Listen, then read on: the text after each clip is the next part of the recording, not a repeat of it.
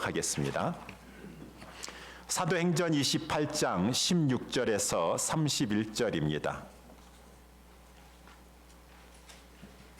사도행전 28장 16절에서 31절까지 그동안 우리가 사도행전 말씀을 쭉 살펴봤는데 오늘 우리 마지막 시간이 되도록 하겠습니다. 신약성경 제가 가지고 있는 성경책 238면 사도행전 28장 16절에서 31절까지 다 찾으셔서 제가 하나님 말씀 봉독해 올리도록 하겠습니다. 우리가 로마에 들어가니 바울은 자기를 지키는 한 군사와 함께 따로 있게 허락하더라. 사흘 후에 바울이 유대인 중 높은 사람들을 청하여 모인 후에 이르되, 여러분 형제들아, 내가 이스라엘 백성이나 우리 조상의 규모를 배척한 일이 없는데 예루살렘에서 로마의 손에 죄수로 내어준 바 되었으니 로마인은 나를 신문하여 죽일 제목이 없으므로 놓으려 하였으나 유대인들이 반대하기로 내가 마지못하여 가이사에게 호소하며 내 민족을 송사하려는 것이 아니로라. 이러함으로 너희를 보고 함께 이야기하려고 청하였노니 이스라엘의 소망을 인하여 내가 이 쇠사슬에 매인 바 되었노라. 저희가 가로되 우리가 유대에서 내게 대한 편지도 받은 일이 없고 또 형제 중 누가 와서 내게 대하여 좋지 못한 것을 고하든지 이야기한 일도 없느니라. 이에 우리가 너의 사상이 어떠한가 듣고자 하노니 이 파에 대하여는 어디서든지 반대를 받는 줄 우리가 알미라 하더라. 저희가 일자를 정하고 그의 우고하는 집에 많이 오니 바울이 아침부터 저녁까지 강론하여 하나님 나라를 증거하고 모세의 율법과 선지자의 말을 가지고 예수의 일로 권하더라. 그 말을 믿는 사람도 있고 믿지 아니하는 사람도 있어 서로 맞지 아니하여 흩어질 때에 바울이 한 말로 일러 가로되, 성령이 선지자 이사야로 너희 조상들에게 말씀하신 것이 옳도다. 일러스되 이 백성에게 가서 말하기를 너희가 듣기는 들어도 도무지 깨닫지 못하며 보기는 보아도 도무지 알지 못하는도다. 이 백성들의 마음이 완악하여져서 그 귀로는 둔하게 듣고 그 눈을 감았으니 이는 눈으로 보고 귀로 듣고 마음으로 깨달아 돌아와 나의 고침을 받을까 함이라 하였으니 그런즉 하나님의 이 구원을 이방인에게로 보내신 줄 알라. 저희는 또한 들으리라 하더라. 바울이 온 이태를 자기 셋집에 유하며 자기에게 오는 사람을 다 영접하고 담대히 하나님 나라를 전파하며 주 예수 그리스도께 관한 것을 가르치되 그 많은 사람이 없었더라. 아멘. 오늘 본문의 말씀을 가지고 위기가 기회로, 감옥이 교회로 라고 하는 제목으로 우리 말씀을 살펴보도록 하겠습니다. 하나님은 얼마든지 위기를 기회가 되도록 역사하실 수 있는 그러한 전능하신 하나님이신 것입니다. 우리 지난 주일에도 말씀을 살펴봤었죠. 바울이 이제 배를 타고 하나님 앞에 사명을 받아서 로마로 이제 향해 가고 있는데, 바울이 탄 배라 할지라도 유라굴로 방풍이 닥치게 되었어요. 위기의 상황에 이제 닥치게 되었습니다. 우리는 그러할 때에 하나님을 원망하게 됩니다. 하나님, 제가 뭐 그렇게 잘못했다고, 아니 나는 하나님 사랑하여서 하나님 말씀대로 순종하여 사명 붙잡고 가는 길인데 왜 이 바다 한가운데서 유라굴로 강풍을 만나서 열 나흘 동안이나 먹지도 못하고 그 비바람 속에서 흑암 속에서 고통하게 하시나요? 나를 봐서라도 유라굴로 강풍을 막아주셔야 되는 거 아니겠습니까? 라고 하면서 우리는 그러한 고난의 한가운데 들어갔었을 때에는 원망과 불평함이 일어나게 돼요. 하나님이 이해할 수가 없습니다. 왜 이러한 일이 나에게 내가 탄 배에 일어나야 한다는 말입니까? 처음에는 이해할 수 없는데 나중에는 이해하게 된다, 그 말인 것입니다. 우리 지난 주일에 말씀 다 살펴봤죠? 왜 그렇습니까? 크게 두 가지로만 살펴봤지만, 먼저는 바울이 이제 로마에 가서 해야 될 그 선교의 사명이 크기 때문에 하나님께서 바울에게 먼저 마음의 준비를 시켜주시는 것이요. 너 다시 한번 하나님만 의지해라. 내가 내 사자를 통해서 너에게 전해준 그 말씀 꽉 붙잡고 내 눈에 보기에는 어떠하든지 간에, 너희의 귀에 들리는 소리가 어떠하든지 간에 너는 하나님만 바라보고 유라굴로 강풍도 통과하면서 로마로 가도록 하라. 하나님이 그 기적적인 역사를 체험하게 하시면서 바울에게 믿음을 더 굳세게 하여 주셨다는 것이고, 우리 지난 주일날도 말씀을 살펴보지 않았습니까? 이 배에 탔는데 이 사람들이 처음에 바울의 말을 안 듣는 것이에요. 그러다가 나중에 큰 봉변을 당하고 나니까 바울이, 여러분 뭐라고 했습니까? 제 말 들으라고 하지 않았습니까? 라고 하면서 그렇지만 안심하십시오. 이 배에 탄 사람들 중에서 아무도 다치지 아니할 것이고 배만 파손함을 입을 것입니다. 사람들이 야, 이러한 유라굴로 강풍 속에서 이렇게 큰 소리 치는 사람이 누구냐 하면서 바울을 주목했어요. 바울은 영웅심리에 사로잡혀가지고 자기 주목하라고 그런 말을 한 것일까요? 아니에요. 하나님 주목하게 하려고. 여러분, 저는 하나님께 속했습니다.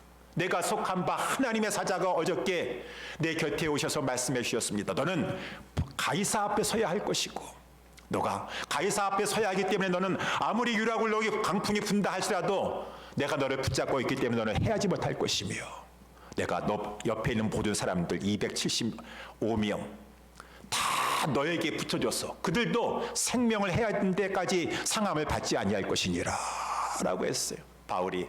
여러분, 그렇기 때문에 저는 내게 말씀하신 대로 하나님께서 이루어주실 그 하나님을 저는 믿습니다. 담대하게 말하지 않습니까?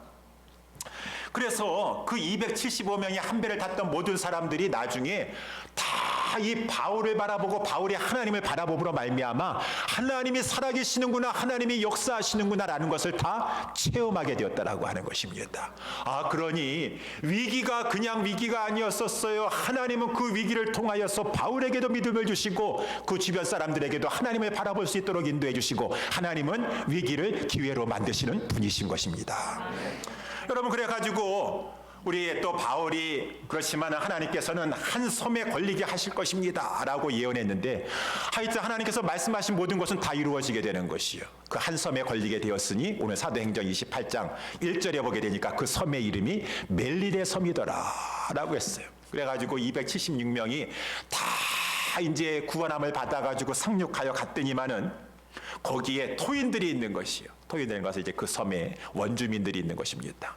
영화에 보니까 원주민들이 막 이 파손당해가지고 간신히 헤엄쳐 온 사람들 가지고 막 그냥 결박해가지고 그들을 끌고 가가지고 처형할 것 같은 그런 장면도 영화에 많이 나오게 되는데 웬일입니까? 그 토인들이 이 특별한 동정심을 가지고 이 바울과 그 275명을 따뜻하게 영접했어요. 2절 말씀에 나와 있죠. 그래가지고 비가 오고 날씨가 차갑고 그러니까 불을 피워서 좀 줘야겠다라고 하면서 저들이 불을 피워가지고 따뜻하게 영접해 주는 것이었습니다. 그러니 하나님은 하여튼 위기도 만나게 하시고 고난도 당하게 하시지만 세상에서는 그것을 고진감래라고 하나요? 고생 끝에 하나님께서 나중에 이제 하나님이 아닌 세상 사람들에게도 이제 달콤한 것이 온다. 고난이 끝나고 좋은 일이 온다. 고진감래다라고 했는데 아니에요. 세상의 모든 일을 또 하나님이 주관하시는 것이요. 하나님이 또한 고생도 겪고 난 다음에 저 토인들의 마음을 움직여 주셔서 저들로 하여금 이 바울 일행에 이제 은혜를 베푸게 하셨습니다. 하나님의 위로인 것이죠. 그래가지고 이제 따뜻한 불 가운데 몸을 때우면서 그렇게 있는데 바울은 항상 어디를 가든지 아마 섬기는 자였던 것 같아요. 그러니까 이 토인들의 영접을 받으면서도 가가지고 한 무새 나뭇가지를 주워왔다가 이 불에다가 이제 더 이제 불을 따뜻하게 때우려고 했었는데 그 나무 이 한 무새 나무에 그만 독사뱀이 들어 있었어요. 그래가지고 불에 던지려고 하였는데 이 뱀이 막 뜨거우니까 그 나무에서 나와가지고 하필이면은 바울의 손을 물게 된 것이었어요. 그러니 또 바울에게 위기가 닥치게 되었습니다. 죽을 위기가 닥치게 되었죠. 독사한테 물리게 돼가지고. 그러면은 또 우리는 어떻게 생각합니다. 왜 하나님 바울에게 이렇게 위기가 있습니까? 이제 그만 고생하게 하시지. 또 왜 또 하필이면은 뱀이 왜 거기 들었다가 바울을 물도록 하나님께서 내버려 두시는가요?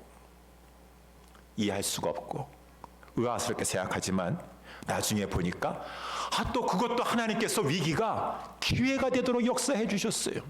이 바울이 막 뱀에게 물리니까 처음에는 그 토인들이 생각하기를 저자는 그 죄가 많아가지고 아마 살인죄를 저질렀나 보다.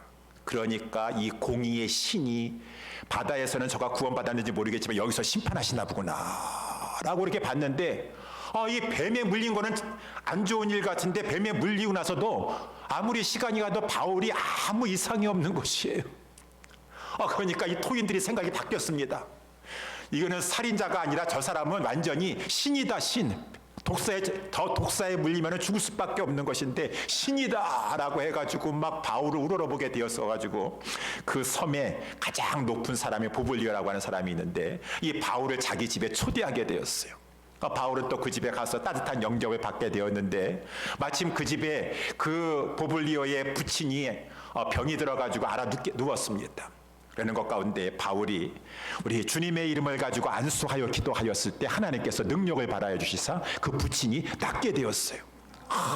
그러니까 또 이것이 웬일입니까? 막 그 섬에 살고 있었던 많은 토인들이 막 각생 질병 병마를 가지고 있던 자들이 다 바울 앞에 나오게 되었고 바울은 주님의 이름으로 치료의 역사를 바라게 되었고 모든 것이 위기지만 하나님께서는 그 위기가 위기로 끝나지 아니하고 그 안 좋은 일도 하나님께서는 전용시켜 주셔서 하나님의 영광을 위해서 바울의 진정한 유익을 위해서 하나님께서 기회로 변화시켜 주셨다라고 하는 것입니다.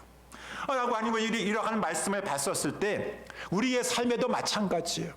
하나님 왜 나는 그래도 하나님 믿고 하나님 따라가려고 하는데 이 모양 저 모양 순간순간 위기의 순간도 맞이하게 하시고 여러 가지 어려움도 당하게 하시나요? 하나님 이해할 수 없습니까? 원망스럽습니까? 불평스럽습니까? 가만히 기다리세요. 하나님만 신뢰하세요. 유라굴로 강풍이 부는 그 환란의 큰 바다 가운데서도 바울과 같이 아무리 그렇다 할지라도 나는 하나님을 믿노라 라고 하면서 하나님만 의지하고 믿음으로 나아가면 하나님은 얼마든지 그 위기의 상황을 변화시켜 주셔서 하나님의 영광을 위해서 그 하나님을 바라보는 자를 위해서 기회의 역사를 베풀어 주신다라고 하는 것입니다. 그래서 이제 오늘 본문의 말씀 드디어 이제 바울이 이 로마에 들어오게 되었어요. 16절 말씀에 이제 우리 같이 보게 되면은 로마에 들어오게 되었습니다. 로마에 왔다 할지라도 바울은 죄수의 신분인 것입니다. 그렇기 때문에 감옥에 가야 돼요. 그런데 하나님의 특별한 섭리 속에서 아마 백부장 율리오도 그동안 바울을 통해서 막 큰 위로받고 구원함 받고 막 그랬으니까 신세를 입었으니까 바울에게 좀 특혜를 줬던 것 같아요.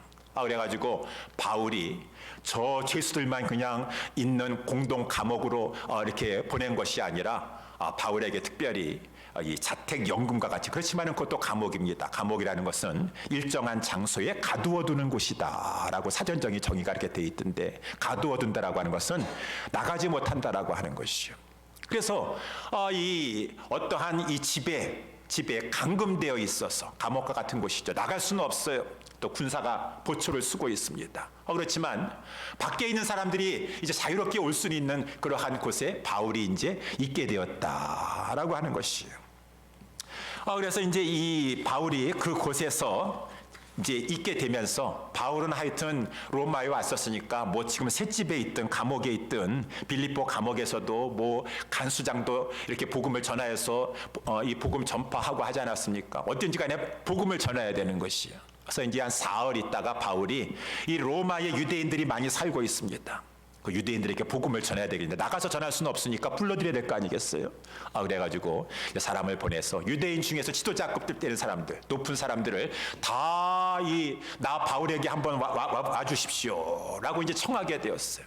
그런 다음에 이제 바울이 그 사람들에게 하는 말이 17절에 나와 있는 대로 여러분 형제들아 유대인들에게 하는 말이에요.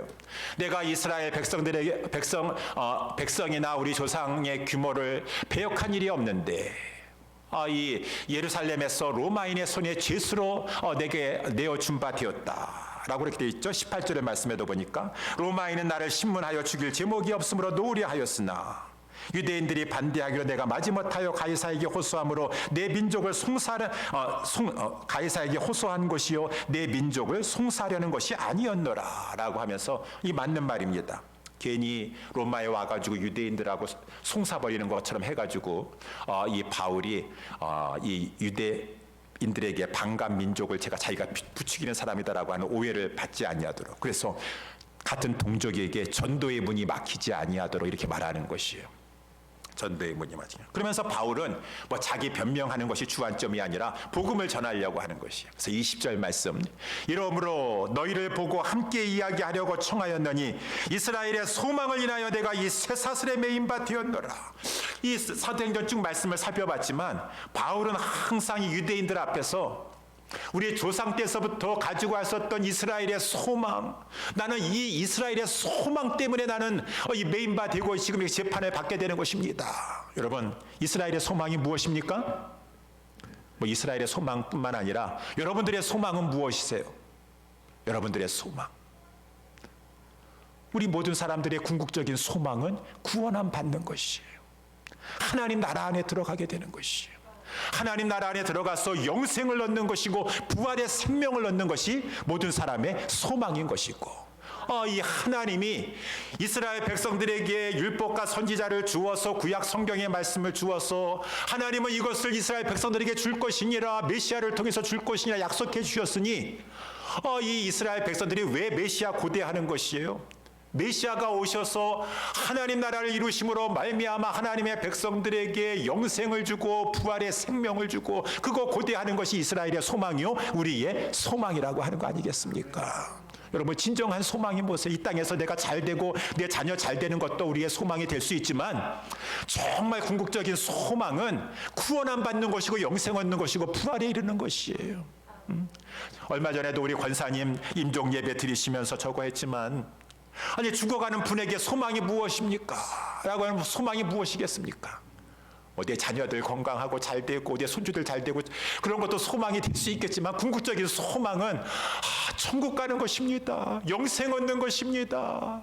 나는 죽지만 우리 주님 재림하실 때 무덤 속에서 생명의 부활로, 의인의 부활로 살아나는 것입니다. 그것이 모든 사람의, 특별히 하나님의 이 복음을, 성경을 아는 사람들에게 있어서는 진정한 소망이 되는 것이라고 하는 것입니다. 그래서 이스라엘의 소망, 진정한 하나님의 구약을 알고 있는 모든 사람들은 다 이 소망을 가지고 있는데, 나는 저들과 똑같이 유대인과 같이 이스라엘 소망을 가지고 있는데 이것이 잘못된 것이 아닐진데 저들이 나를 가지고 그저 오해해가지고 내가 이렇게 쇠사슬에 맡긴 바 되었습니다. 내가 알고 있는 진정한 이스라엘의 소망이 무엇인지 제가 설명해 드리도록 하겠습니다. 이제 그렇게 하는 것이에요. 그러니까 21절 말씀에 보니까 이제 유대인들이 그 말을 듣고 나서, 우리는 이 바울 당신 잘 모릅니다. 저 예루살렘에 있는 유대인들이 우리에게 당신이 누구다라고 말해준 사람도 없고요. 아마 여기까지 생각 못했던 것 같아요. 유대인들도 저렇게 로마까지 가가지고 감옥까지 가가지고 복음을 전할 줄은 몰랐던 것 같아요. 그러면서 이제 이 사람들이 하는 얘기입니다. 우리는 당신에 대해서 잘 알지 못하는데 어쨌든 간에 지금 이 기독교 이 새로운 이 사상이 지금 전파되고 있는데 우리는 듣고 싶다, 그 말인 것입니다. 당신이 말하는 그 이스라엘의 소망이 정말 성경에 합당한가 우리 듣고 싶은데, 어쨌든 우리가 아는 것은 이 기독교의 이 복음이 전파되는 곳마다 반대가 심하다라고 하는 것은 알고 있습니다. 라고 하면서 이제 이렇게 말하는 거예요. 그래요? 어쨌든 간에 제가 그러면은 진정한 성경에 입각한 이스라엘의 소망에 대해서, 하나님 나라에 대해서 여러분에게 말씀해 주겠습니다. 그러니까 많은 사람들을 데리고 오십시오 라고 했어요. 그래가지고 23절 말씀해 보니까 이제 이 유대인들이 가가지고 이제 일자를 정하지 않았습니까? 이 바울이 이제 우거하는 그 집은 감옥이지만은 바울이 이제 자택 영문과 같이 있는 곳이요. 이 많은 사람들을 데려오게 되었어요. 많은 사람들을 데려오게 되었어요. 유대인들과 지도자급들 되는 사람에게. 바울은 정말 이 로마에 와서 내가 나가서는 복음을 전하지 못한다 하시라도 이게 사람들이 많이 모여들게 되겠구나. 하나님이 하시는 일은 기가 막히구나. 가만히 앉아 있어도 사람들이 이렇게 모여들게 하셨으니 내가 우리 동족 유대인들을 사랑하는 우리 형제들에게 내가 진정으로 복음을 전해줘서 저들이 구원받게 하는 데 쓰임받고 싶구나.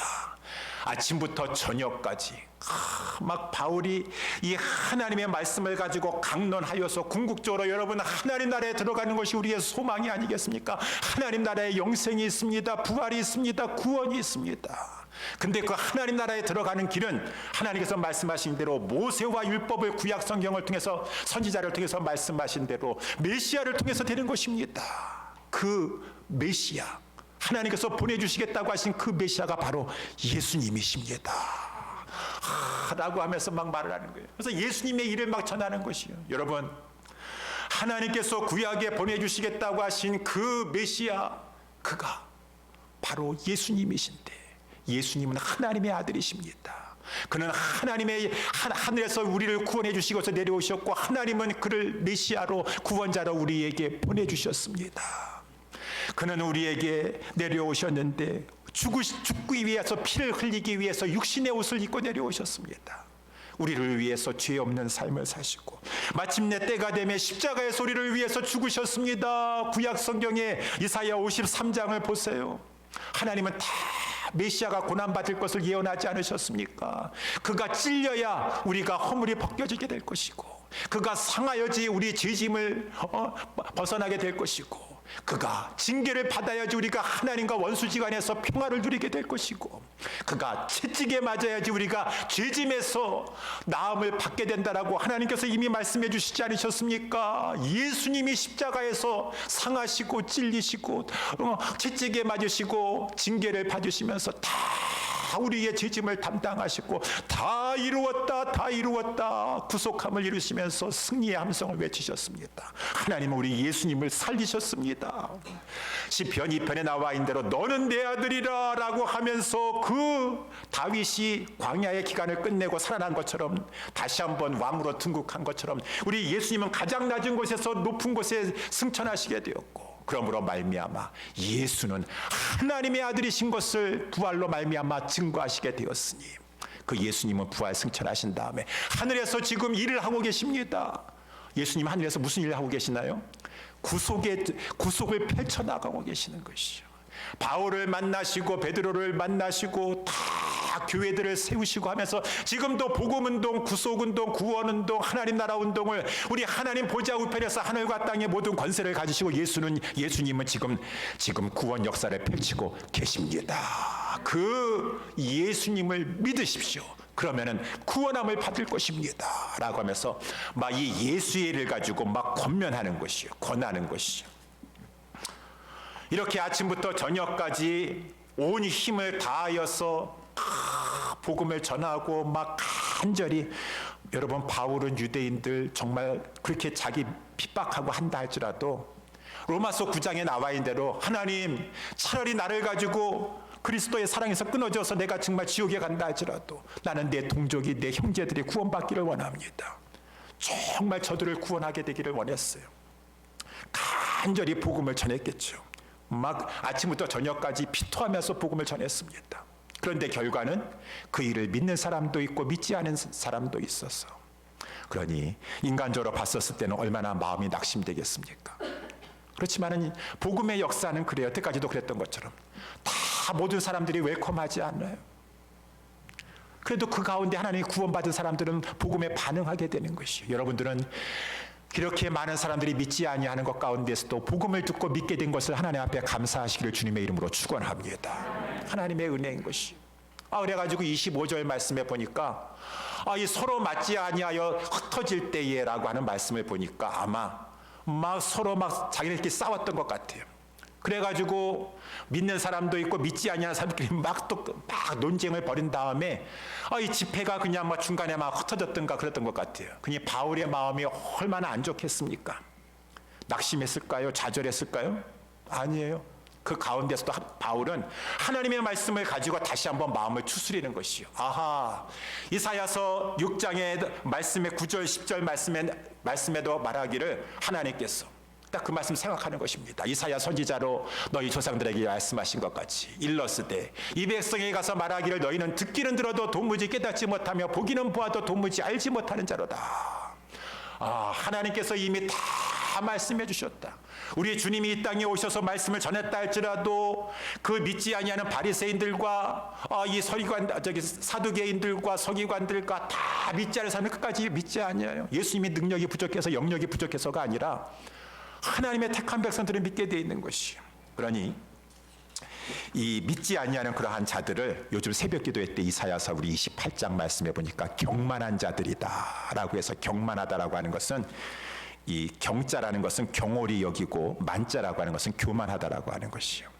마음이 교만해서 하나님 말씀 멸시한다라고 하는 것입니다. 경멸히 여긴다, 듣지 아니한다는 것입니다. 여러분 그러한 자에게는, 교만한 자에게는, 하나님 말씀 멸시하는 자에게는 하나님께서 벌을 주시는데 어떠한 벌을 주십니까? 그 눈이 완전히 어두워지게 해주세요.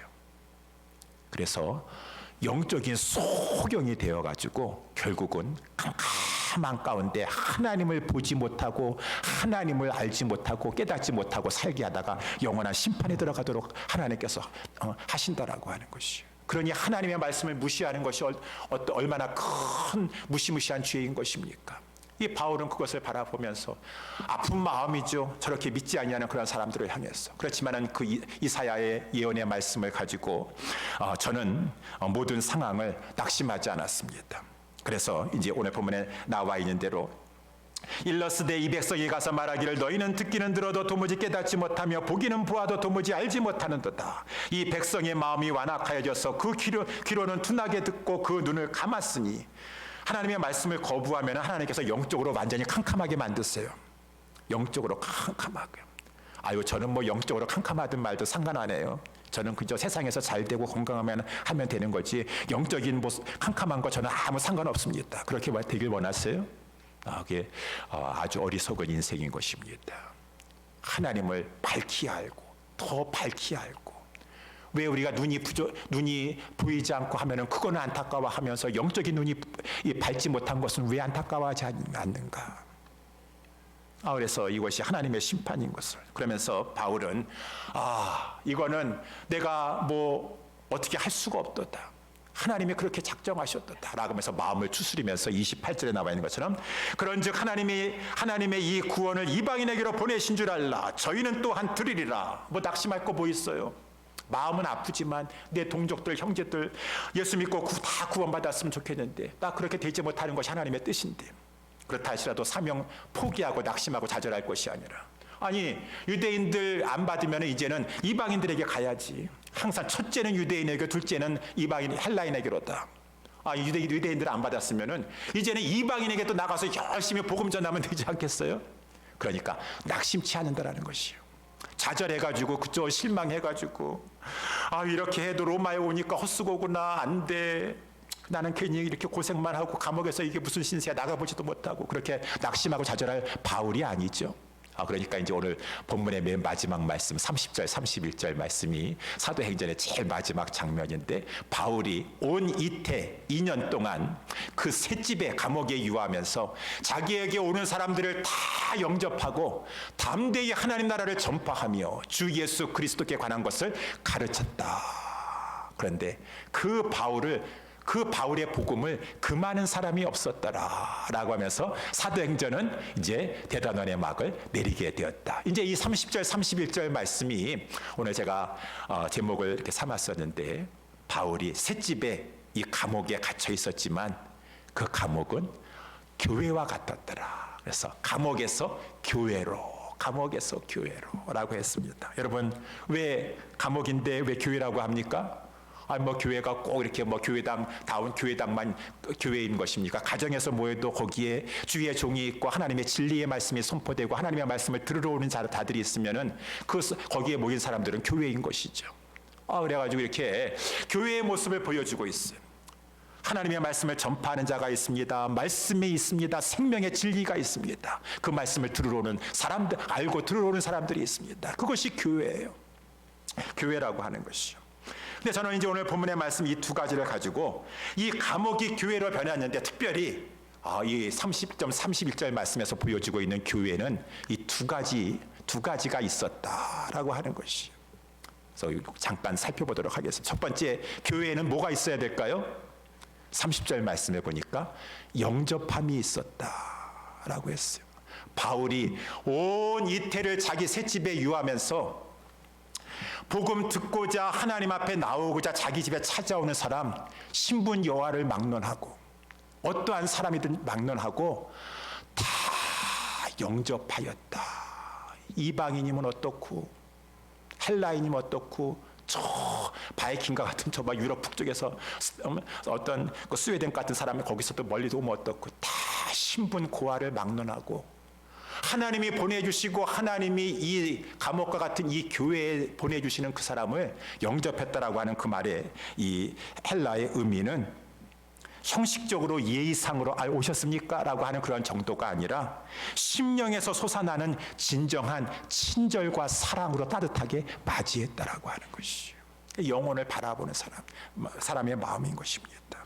하나님의 마음에 이 교회는 하나님의 마음을 품은 자들이 모여서 예수 안에 들어와서 예수님을 머리로 삼고 그 몸이 된 성도들이 모여서 어떠한 영혼들이 돌아온다 할지라도 다 따뜻한 마음을 가지고 형식적으로 오셨어요, 안녕하세요 하고서 하는 것이 아니라 진정으로 간절하게 따뜻하게 맞아주는 것이 교회인 줄 믿으시기 바랍니다.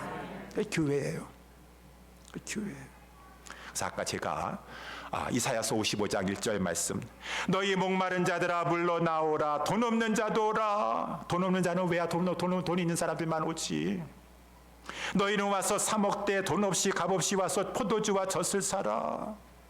이렇게 하나님 말씀하시는데도 불구하고 야고보서에 말씀 나와 있는 대로 돈 있는 사람이 오니까 당신은 여기 좋은 명당 자리에 앉으소서. 저 비천하고 남루한 사람 어떻게 오니까 저 사람이 오면 우리 교회의 질이 떨어지는데, 당신은 저기 발등상에 앉아있든지 말든지 신경도 안 쓰는 안내인이 있으면 그 사람은 하나님 앞에 책망을 받을 사람인 것이에요. 돈 없는 자도 오라, 불쌍한 자들도 오라, 악인도 오라. 그 길을 버리고 불의한 자는 그 생각을 버리고 여호와께로 돌아오라. 그리하면 우리 하나님은 어떠한 자라 할지라도 긍휼히 여기시리라. 자격 있는 자는 하나님께서 웰컴 하고, 악인이 오면은 악인이 그저 그래도 하나님 앞에 나와서 고침받고 새로운 삶 살고 싶어서 오는데, 그러한 자는 하나님께서 긍휼히 여기시지 않는 것이 아니라 그러한 자를 더 긍휼히 여겨주시오. 우리 하나님께로 나오라, 그가 널리 용서하시리라. 이것이 아버지의 마음이에요. 여기 있는 사람들은 그 아버지, 그 하나님을 아버지라 모시고 살고 있는 사람들이니까.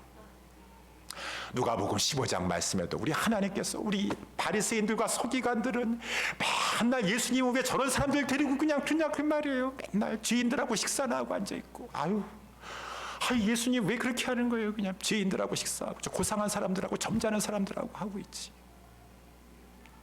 그래서 예수님께서 그 아까 우리 찬양 불렀던 것처럼 그 잃어버린 양을 찾아서 막 기뻐하고 즐거워해서 잔치를 벌이는 그 목자의 모습을 보여주질 않나. 잃어버린 영혼 돌아오는 것, 우리 주님의 마음인 것이죠. 그러면서 이제 이 세 번째 비유가 탕자의 비유가 아니겠어요.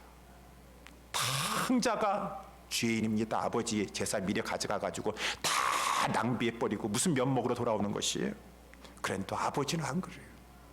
그저 그냥 아들 기다리고 있다가 오줌마타 그냥 먼저 발견해가지고 달려나가는 것이요. 달려나가서 내 아들아 하면서 하나님만 그렇게 하고 우리는 가만히 있으라고 하는 것이 아니라, 여기 있는 성도들이 하나님을 아버지로 모시고 있는 성도들이 하나님의 마음을 가지고 웰컴하라는 것이요, 영접하라는 것이요, 따뜻하게 그저 진정한 마음을 가지고, 아버지의 마음을 가지고,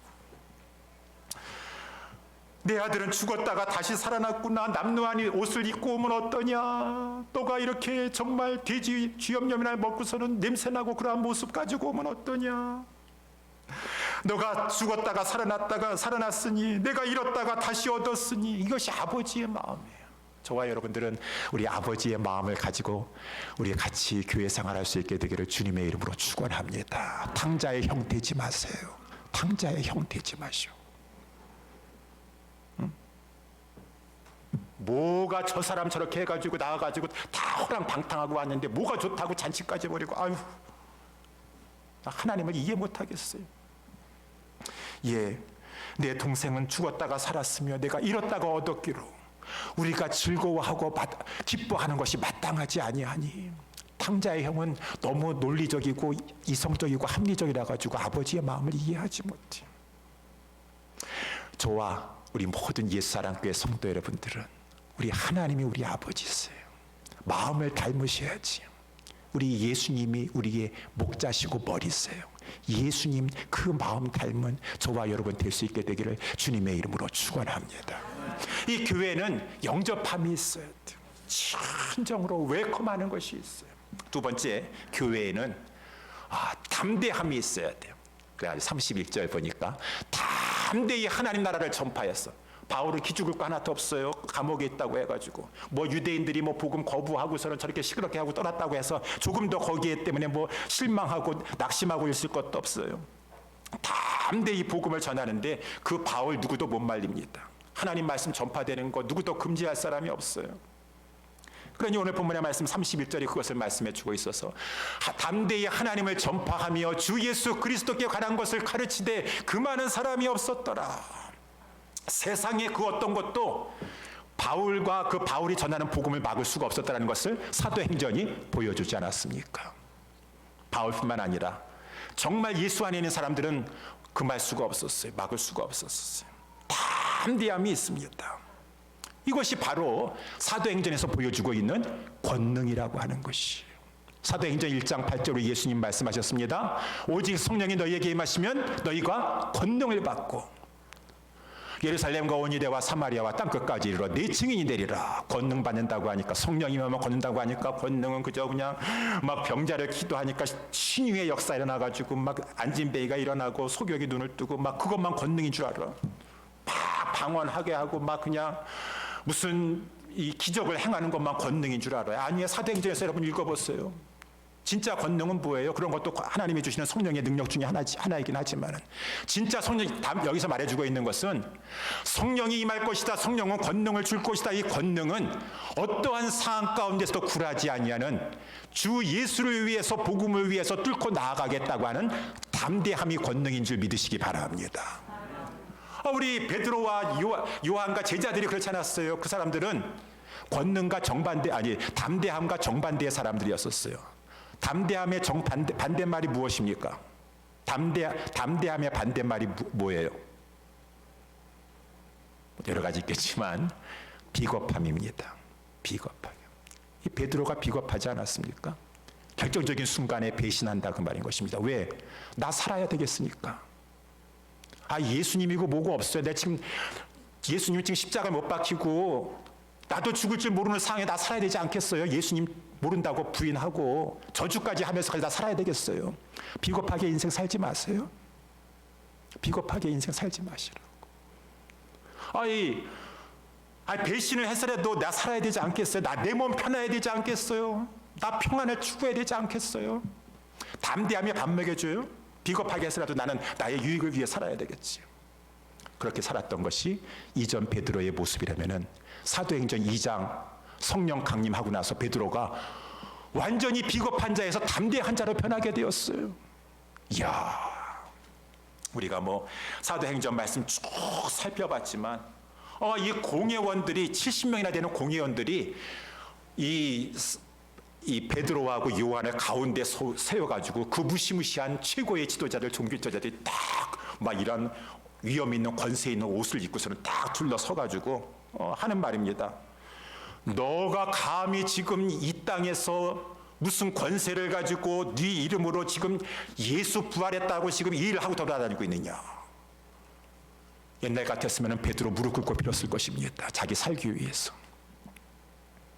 베드로가 성령 받고 나서 성령이 충만하니까 조금도 기탄함이 없는 것이, 비겁한 자가 완전히 담대한 자가 되어서 죽으면 죽으리라 라고 하니까 베드로가 하는 당신들이 예수 십자가에 못 박이지 않았습니까?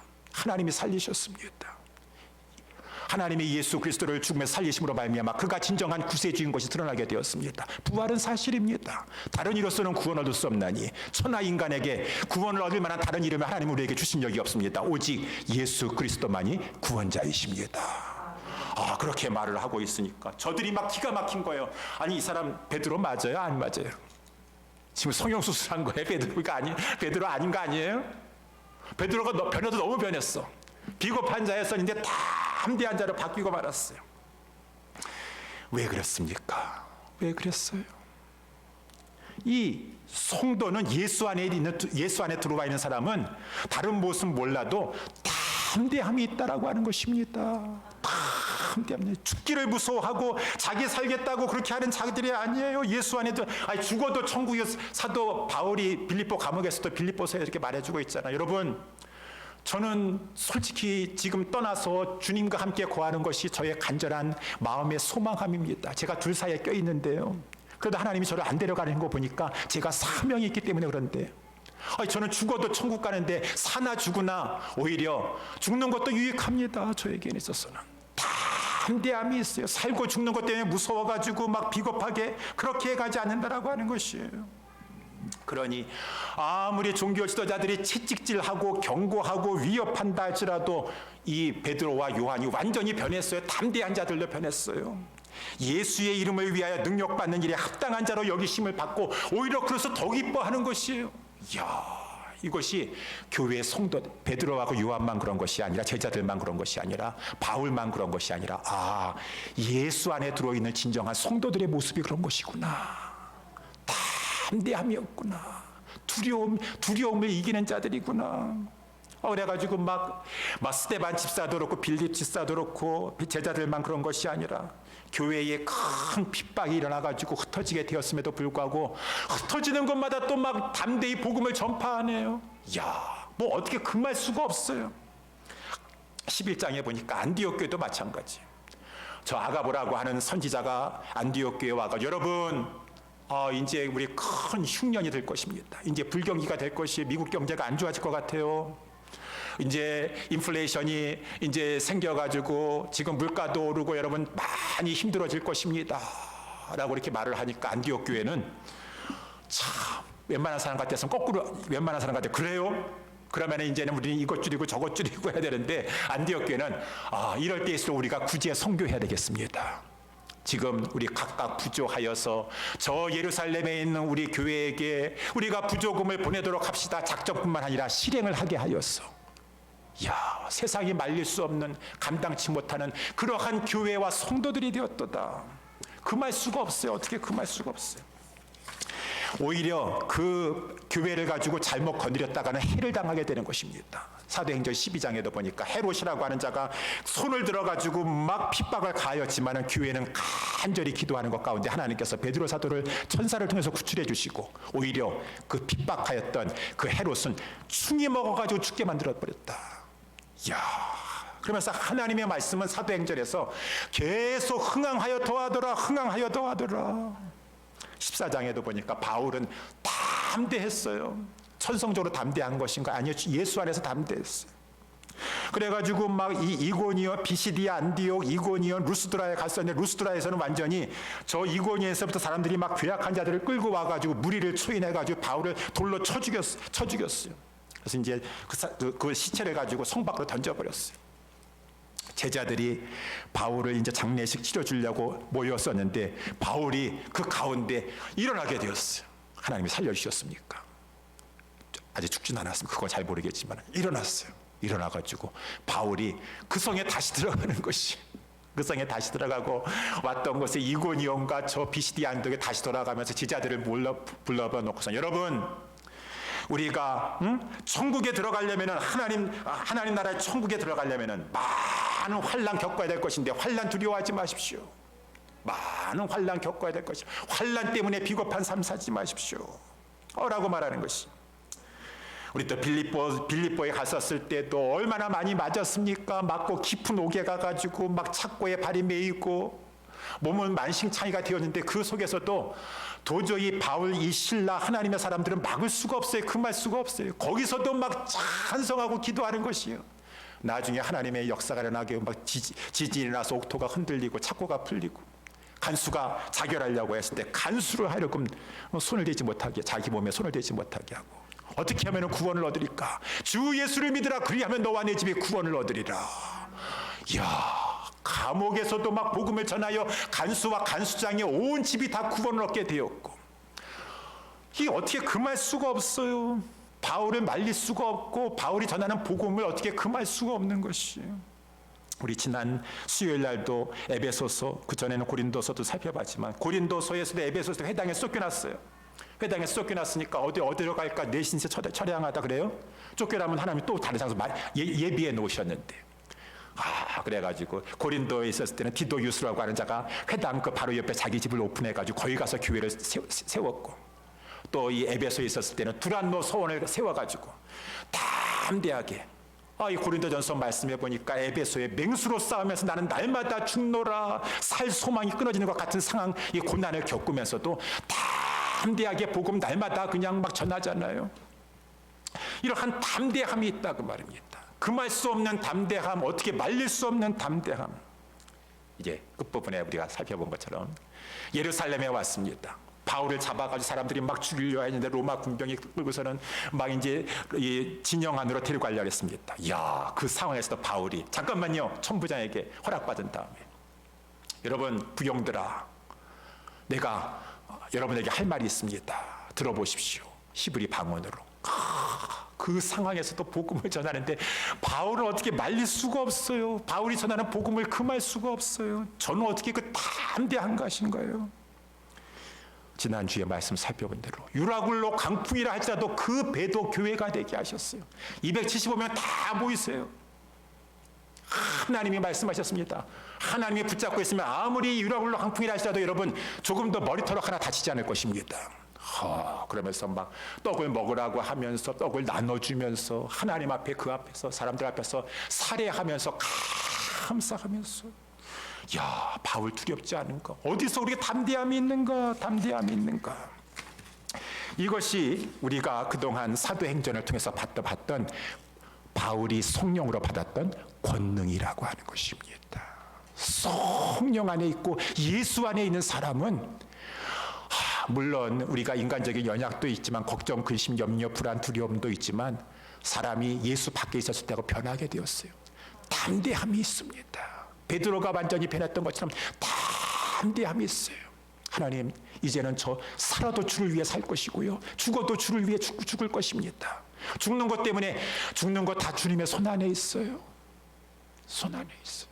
하나님이 살고 죽이는 것은 다 주님의 뜻 가운데 하시는 것일진데, 그래서 이 교회에 있어야 될 것이 첫 번째는 성도들이 따뜻한 영접함이 있어야 될 것이고 웰컴하는 것이 있어야 될 것이고, 그것과 아울러 담대함이 있어서 코로나가 와라, 델타 변이가 와라, 또 무슨 뭐 오미크론이 와라, 그 어떠한 변이가 오도록 하라, 흉년이 오고 인플레이션이 오고 무슨 불경기가 닥치도록 하라.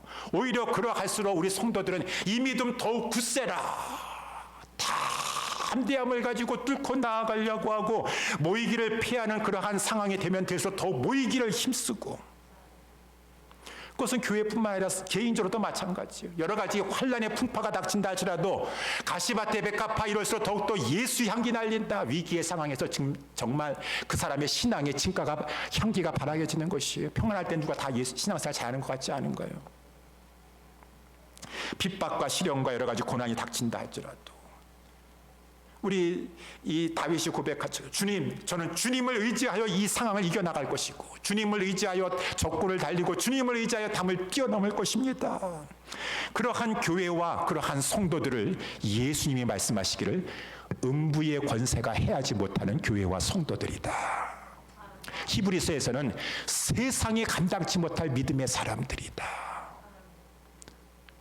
우리 예수사랑교회, 저와 우리 모두가 그러한 성도로서 그러한 교회 운동을 펼쳐나가야 되지 않겠습니까?